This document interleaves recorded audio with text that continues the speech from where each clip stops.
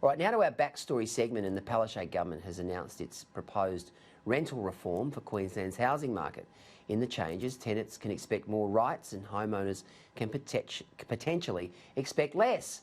I spoke with real estate expert Christine Rudolph from Ray White New Farm on how this could affect the real estate market.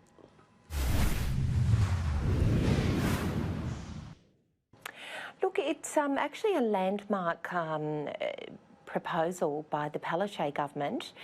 They've just announced this reform and they've only given people 6 weeks to respond to it. It's actually been met with quite a bit of opposition, in particular Antonio Maccarella from the REIQ, the CEO of the REIQ, has been quite vocal about this because it's going to have a major impact actually on property owners, Peter. Take us through it. I mean, when you say a major impact, what sort of impact? Look, some of the reforms that they're actually proposing are very much in the rights of the tenants. So at the moment, when you're actually renting a property in Queensland, you can actually lock in a tenant for a lease of around about 12 months. And at the moment, the owner of the property has the right not to renew the lease. And, you know, if you've got tenants that are damaging the property, not paying their rent on time, you can actually choose to terminate the lease or say that you won't be renewing the lease. Fair enough. Absolutely. So under this reform, the Palaszczuk government is actually saying, well, you've got to have a really good reason to not terminate a tenant's lease. So that could mean that a tenant could be in there forever. There is no right for owners to appeal having pets in properties. Wow. There's also the tenants are given the rights to be able to, you know, make changes and modifications to the property. Wow. So what the major concern is, particularly of the REIQ, is that if this does go through, the REIQ is suggesting that there is going to be a mass exodus of investors from the property market. I was going to say, that will promote and encourage people to get out. Absolutely, which is actually also going to have, ironically, a negative impact on the tenants, Peter. And the reason why that will have a negative impact on the tenants is because less investment properties on the market will actually potentially mean an increase in rental properties. So the irony of this, according to the REIQ, is that the Palaszczuk government is wanting to have sustainable housing in Queensland because we have a massive population growth and we need accommodation.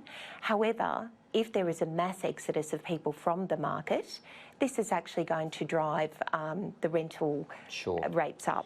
Take us through some of the sexier auctions we've had in recent times, and of course the one that's really taken your fancy is a derelict place in Newtown. What did they get for it? Well, look, we've been seeing that there's been a massive clearance rate in Sydney over the past few weeks, and prices continuing to go up. So this particular property here is a derelict property in Newtown, which is a great little inner city suburb, and it's gone for a record price. There were 14 registered parties that were at this auction at the weekend, and they fought it out to buy this property that needs to be completely rebuilt. Absolutely nothing working. The walls cracked, you know, completely abandoned, and it went for 1.4 million, which was amazing. And it'll cost them about that to refurbish it, won't it? Definitely, definitely. So it just goes to show how hot the Sydney property market is. And I guess, you know, the big news in last week's news was the sale of the penthouse at Barangaroo for a record price of as well of 140 million. God. And that actually went to a local buyer, a Sydney buyer. Wow. So it is definitely, you know, one of the most expensive cities in the world. There's no doubt about that. And Christine, you were saying off air that you've been very busy as people head into Christmas. There's a bit of a frenzy where people try and offload their property, and it's a good time to actually buy and sell.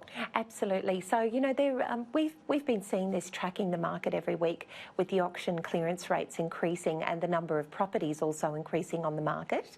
And definitely at the moment, clearance rates are strong.